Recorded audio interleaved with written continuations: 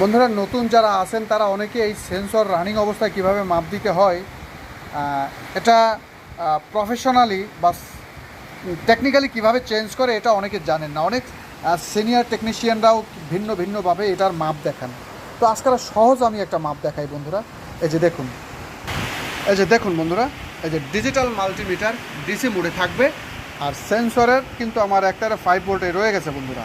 যখনই আমি এটা পিক আপ ধরবো, ভোল্টেজটা ভাগ হয়ে যাবে বন্ধুরা। এই যে দেখুন, এই চলে আসছে, ভোল্টেজটা ভাগ হয়ে গেছে।